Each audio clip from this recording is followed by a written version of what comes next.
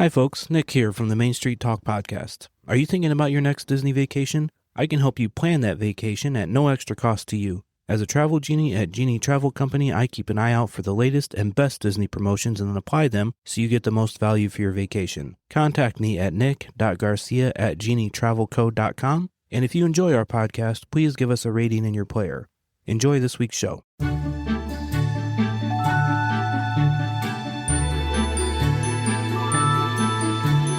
Hello, everybody. Welcome to this week's episode of the Main Street Talk podcast, your go-to podcast for all things Walt Disney World related, all the news and the updates and tips and tricks. I'm your host, Nick, and as always, with me is Joni. Hi, everyone. So I'm not even going to mess around. I'm getting right into the March Madness. Okay. Because it's exciting to me. Let's do it. We had a very good voter turnout, so I'm going to get right into the results. This week we had TRON vs. Jungle Cruise and Space Mountain vs. Peter Pan.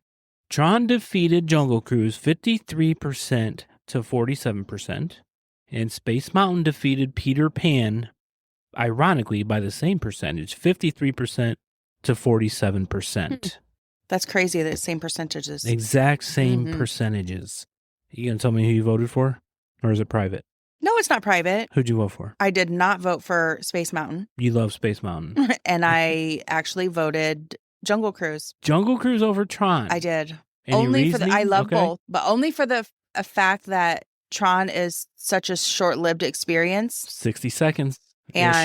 But the Jungle Cruise, you get the whole environment, you get the comedy, and it's just a much. Skippers are great. Yeah, it's a longer experience.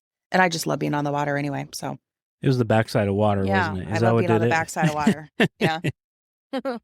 Yeah, so that sets up TRON versus Space Fountain in the semifinals. So we got the Battle of Tomorrowland. So this week's voting, this is going to be the last voting of round one. This is going to feature Big Thunder versus Tiana's Bayou Adventure and Pirates versus Seven Dwarfs Mine Train. So even on this, you got Big Thunder versus Tiana's. You got Battle of Frontierland over there. Wow. Yeah. And That's Pirates, right. Yeah. Did you do that on purpose? I didn't. No. Oh, yeah. These were all randomly selected. drawn. Yeah. Oh. I didn't. So, yeah. So you can get on and vote. That's this week's voting. It is live at the time of airing. The links will be on Facebook, on our website, and in the show notes. Click a link anywhere, and that'll get you to it. Before I get into the news, I have to say something. We have a birthday coming up. Oh. Friday the 13th is Joni's birthday. Yes, it is. Yes, it is. We have dinner plans. We do. But everybody say happy birthday Taking to Joni. all the littles and kids out. Yeah. You going to sing to me?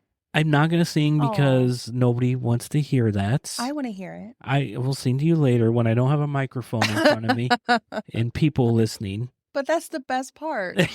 Also, it's my sister's birthday on Tuesday, March 10th. Mm-hmm. So happy birthday to Missy. Yes. And happy birthday to Joni. If you see Joni out and about, say happy birthday to her. Yeah.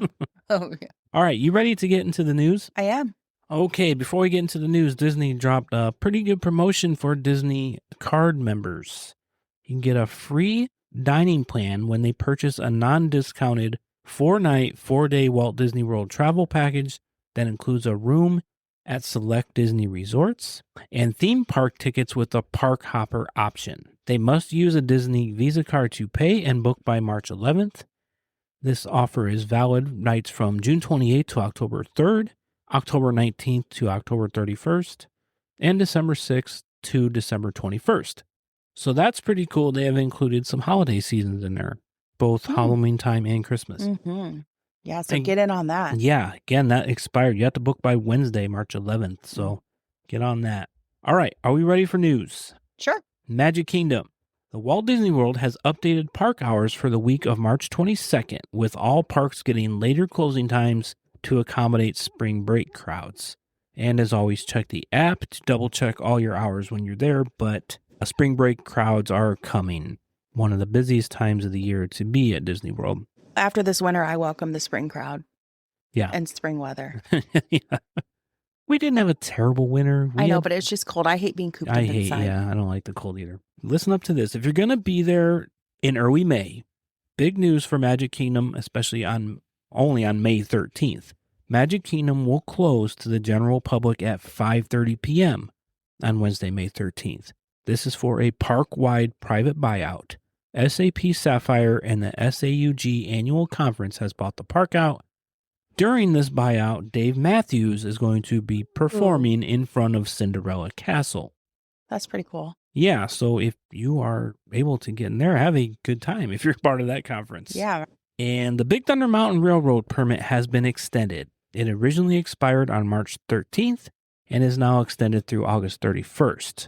So they're anticipating a little longer construction time on that, or refurbishment time on that. I'm shocked.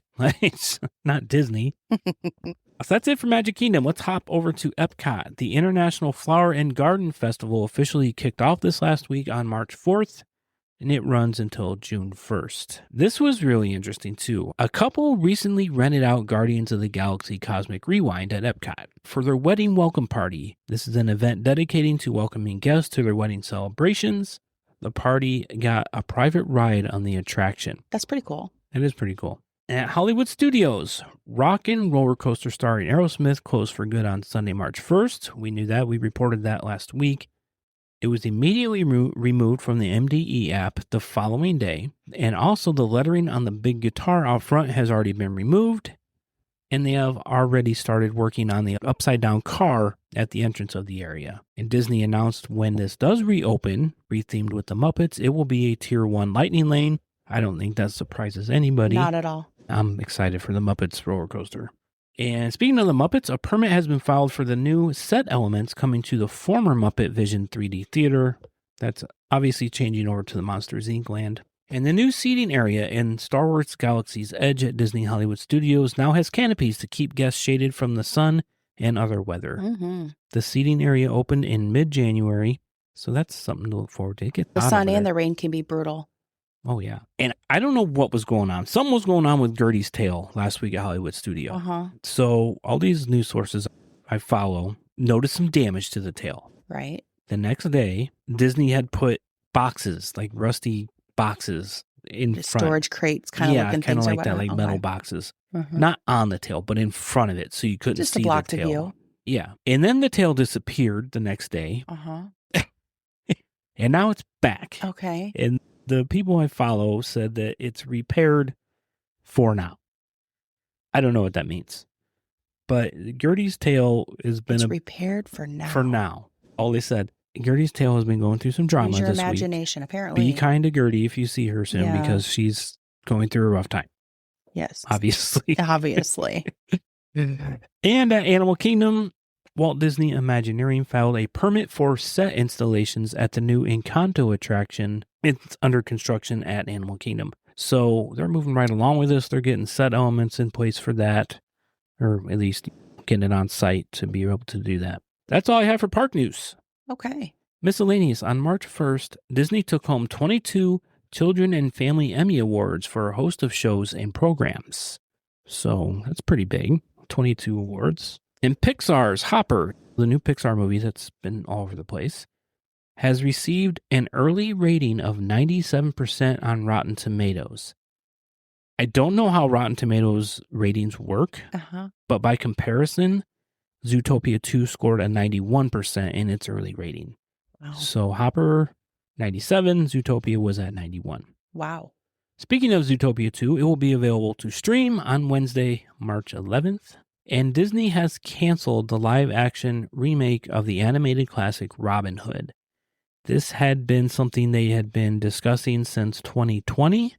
It had been up and down, and I think now they have officially scrapped that idea.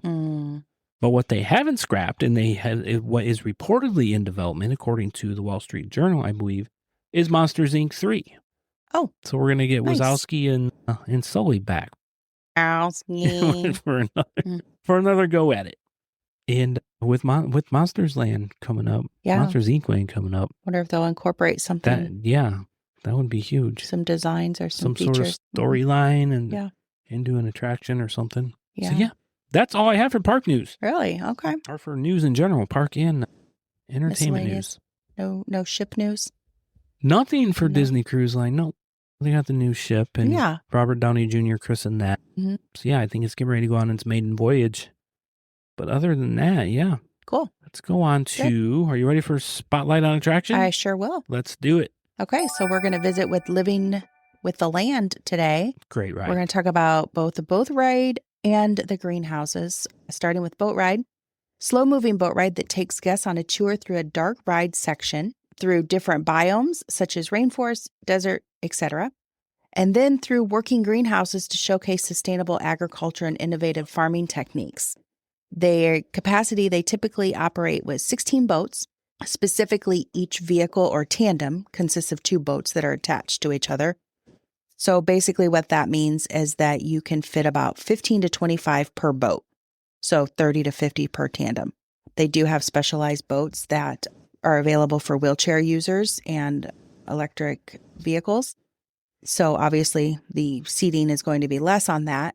They also have 2 additional spare boats that they have for maintenance so that there's always 16 active and they do rotations with those so they can do their regular maintenance. There's bench seating with backs, making this ride suitable for all ages. It's tier 2. And as I was saying, for the wheelchair and electric vehicles, they do have boats that have built-in ramps. So that's why you can stay on it, don't have to do any transferring, that allow guests to remain. And there is a bench available next to the wheelchair area or scooter area for companions. Service animals are also allowed on this ride, but they may need to be secured due to the nature of the ride and live animals. You don't want a dog jumping in the water. Yeah. And swimming next to the boat. Yeah, trying to catch a fish. So the duration of this ride is about 14 minutes. It opened September 28th, 1982. And the educational attraction features a variety of ecosystems, hydroponics, aquaponics, which is fish farming, vertical farming, and high-yield crops, with some of the produce used in nearby restaurants like the Garden Grill and Sunshine Seasons. And the greenhouses are also decorated for holidays such as Christmas. And when you're on this ride, don't forget to spy with your little eye all the hidden Mickeys that are around. Yep. Within the plants and the water and the tanks, there's lots of them. Another little thing is that when you're on this ride, if you look at you can go through the actual Garden Grill area, not through it, but you're below it in the water, obviously.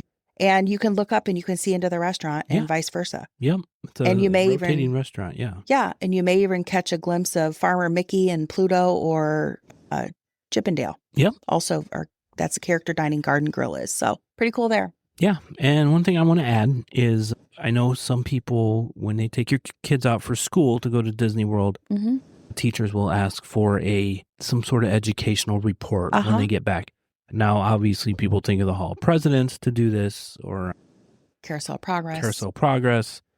This is a great one, too. This is one. Yeah. You learn a lot. You know what? And even right next door, you can do the Awesome Planet that we talked about last week. Oh, yeah, for sure. Oh, yeah. Same building. Yep. And you didn't mention Walt's house. There's a replica of Walt's house. Oh, yeah.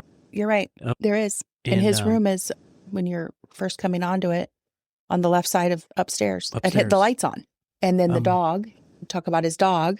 Yep. The porch is the same, not the same animatronic, but a replica of animatronics that is used in the Pirates ride. Yep, with the keys. Yep, as well as Carousel Progress. Yep. And there's the only 3 I can think of off the top of my head. I don't know anything about the Disneyland, if there's any there, but yeah, I'm sure there's. Walt Disney World, I can only think of those 3 rides that... saving money back then. Making animatronics back then was expensive. Well, now that little dog's become a beloved icon of the rides, so... Yeah. All right. Yeah. Thanks, Joni. Yeah, you bet. Don't sleep on this ride. If you're first-time Walt Disney World goers and you're reading in the app of what it is and you're like, that doesn't sound fun. It's a great ride. It's actually really nice. It's a really cool ride. It's serene and it is very interesting. You're constantly side to side looking at things. You go through and watch all the plants, all the vegetables and everything growing. And isn't there an extra thing you can add on? Yeah, I was just going to get into that. Okay. So there is a Living with the Land glimmering greenhouses. And this is a behind the seeds tour. Behind the seeds. In a separate 1-hour paid walking experience that takes you backstage into the same greenhouses from the boat for a more closer educational look. The cost of this is approximately $45 to $59 per person, and that cost is obviously additional to your park admission. But as you were saying, if there's a little that or a school-age student that is doing this for some sort of a homework or whatnot, or in place of, or extra, whatever, you don't have to do I don't feel like you have to pay the extra. No, you can get plenty of information on the ride on itself. The ride, yeah. Don't feel like you need to pay an extra for the behind-the-scenes tour. You'll get a lot of information. Yeah. And it goes slow enough where you have time to look at things. You can take pictures, always do a report later. So, yeah, it'll work out just great. So that's what I have for Living with the Land. All right. Great ride. Don't skip it. Yeah. All right. Sure. Thanks, Joni. Yep, you bet. All right. We're going to move on to This Week in Disney History. We're going to start 1929 on March 14th, the release of the Mickey Mouse cartoon, The Barn Dance. This was only Mickey's fourth theatrical appearance, featuring a clumsy but charming Mickey trying to win Minnie's heart over Pete on the dance floor. He's been chasing her since 1929. 1969. One of these days I'll get her. 1969, March 13th, The Little Car That Could made its big screen debut, The Love Bug, starring Herbie the Volkswagen Beetle. This premiered in theaters and became a massive hit, eventually spawning 4 sequels. I don't think I've seen the original Herbie. I am so excited for some of these. Little. And I've seen the later one, in color and stuff, but I cannot wait to see Isn't there a black and white one? No. It's in color, but it's old. Okay. When I say old, I'm thinking. Maybe, I don't know. You're thinking of the Lindsay Lohan one, the newer one? Yeah, I've seen, but I have not seen the original. Okay. Yeah, I have seen the original. I have not seen the newer one. Okay, vice versa. Okay. I don't think I've seen all the sequels. I think I've just seen the first one. Just scrolling through some of these movies that we're going to watch. I'm so excited to see some of these. And then we go to March 8th, 1983. U.S. President Ronald Reagan visited EPCOT Center. He was escorted by Disney legend Dick Nunis. He spoke to several hundred math and science students, highlighting the park as a symbol of American innovation. This was interesting. I learned this today. I did not know this before. March 9th, 1984. A massive turning point for Disney films, the movie Splash premiered. It was the very first film released under the Touchstone Picture banner, created by the studio to produce more mature films, like PG-13 and R-rated movies, without confusing the family-friendly Disney brand. I had no idea that Disney started Touchstone Pictures. I didn't either. You just said Splash and Disney together, and I'm like, what? Yeah. But it really wasn't. They just bought it after they had made it. No. They created Touchstone Pictures. Oh, my word. I had no idea. I didn't know that either. Yeah. I had to read about that when I did a double. Wow. I had to look into the history of that a little bit. Yeah. Yeah. Who else in that? There's Daryl Hannah. There's John Candy, Tom Hanks, Eugene Levy. Daryl Hannah. The only one I can think of. Antagonist. Yeah. Wow. That's a great movie. It is. It's funny. It is funny. March 8th, 2013. I cry a little bit too. So and Splash? Yeah. When they splash water on her and she turns into a fish on the dock and then she's sad and it's sad. Yeah. You shouldn't treat people like that or fish like that. Or a mermaid. Would you do that to Ariel? I would not do that to Ariel. 2013, March 8th, Disney returned to the Land of Oz with the release of the prequel, Oz the Great and Powerful, starring James Franco. And in 2020, on March 14th, an unprecedented moment, Disneyland Park in California officially closed its gates due to the COVID-19 pandemic, marking the beginning of the longest closure in parks history. So that is This Week in Disney History and a little bit of trivia, Touchstone Pictures. Yeah. Be the smartest person in the room and just be like, did you know? You got a double whammy there. All right. Let's go on to From Splash to Would you like a movie? Yeah. Okay. We're going to talk about the 1953 film, The Sword and the Rose. I enjoyed this movie, actually. Yeah. It was pretty good. Which goes along the line of the movies we've been doing lately. This first appearance was July 23rd, 1953 in the United States. Runtime is 92 minutes. Budget was $2 million, box office $1 million. So not a great $2 million, outturn. $1 million. Yeah. Director was Ken Anakin. Screenplay was by Lawrence Edward Watkin. Produced by Perce Pierce and Walt Disney. Cinematography by Jeffrey Unsworth and music by Clifton Parker. So some of those names are familiar from the previous movie we did last week. It's based on When Knighthood Was in Flower, which is an 1898 novel by Charles Major, and a play of the same name by James B. Fagan. And this film was shot at Denham Film Studios in the United Kingdom. And the storyline is during the reign of Henry VIII, Mary Tudor, sister to the king, seeks to flee a forced marriage with the aging King Louis XII of France by escaping to America with her true love. But her plans are not so easily executed as the couple must navigate court intrigue, royal duty, and the schemes of a villainous Duke of Buckingham. It is a classic commoner meets royalty tale filled with archery, shipboard escapes, and 16th century pageantry. And there are some follow-up/related films that include the 1954 Disney film Rob Roy, The Highland Rogue, which is our film for next week, which is often considered the spiritual successor. And it again starred Richard Todd and Glynis Johns as same leading actors. Both, yeah. As well as another film of 1964 British set historical film produced by Walt Disney titled The Tale of Three Lives of Thomasina. Never heard of it. We're getting into some territory where we're going to be. Yeah.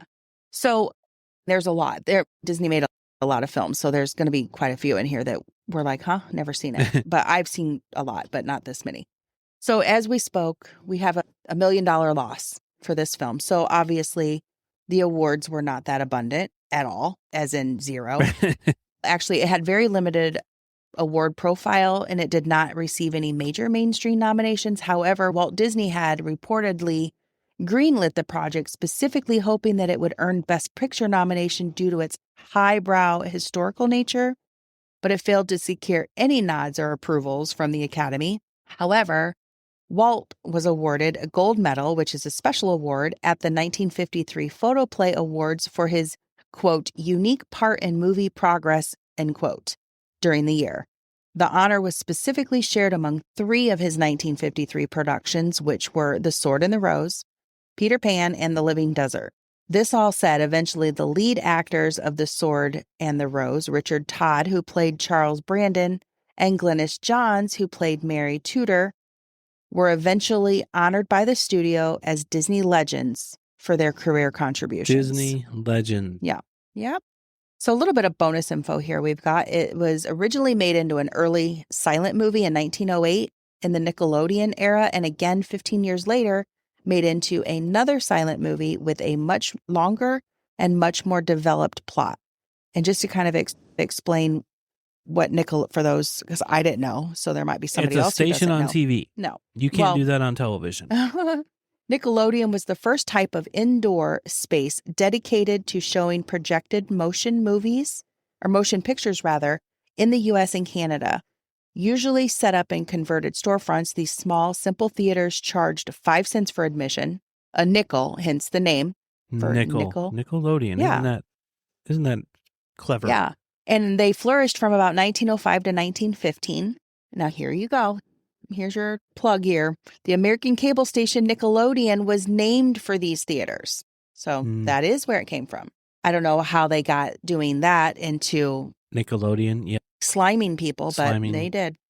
So the real history of Mary Tudor and Charles Brandon is considered one of the few genuine love matches in Tudor history. So I'm going to give a little bit of insight on the real Charles Brandon and the real Mary Tudor. Starting with Charles, he was not a commoner, but he was actually King Henry VIII's closest childhood friend and a high-ranking noble. In the film, Charles gets appointed Duke at the end, but in reality, he was already the first Duke of Suffolk as of 1514. And he was much older than Mary, and he had already been married twice before, which his marital history was a real source of scandal. Back in the time, yeah. Right, yeah. So even before his royal wedding.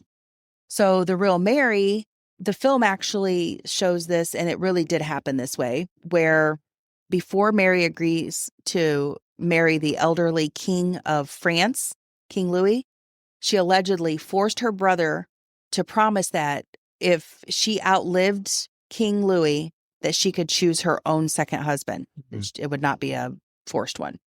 So he agreed. Betrothed. Didn't they call it betrothed? Yeah. So after King Louis of France passes, when they were only married 82 days, She and Brandon secretly married in Paris in 1515. And marrying a royal at that time, or I don't know if it's any time, I'm just saying at that time because I don't know, I'm not royal, without the king's permission was technically an act of treason punishable by death. So King Henry was initially obviously furious, Some but... harsh rules. Huh? Those are some harsh rules. I know. But he was furious, but he eventually was persuaded to forgive them. And instead of execution, thank you, the couple was fined a massive sum of 24,000 pounds, which is equivalent to millions of dollars today. And the king also forced that Mary's royal jewels and plate to the crown be returned. So they paid them off to save their lives, basically. I mean, in the form of a fine. Exactly. But it was... Exactly.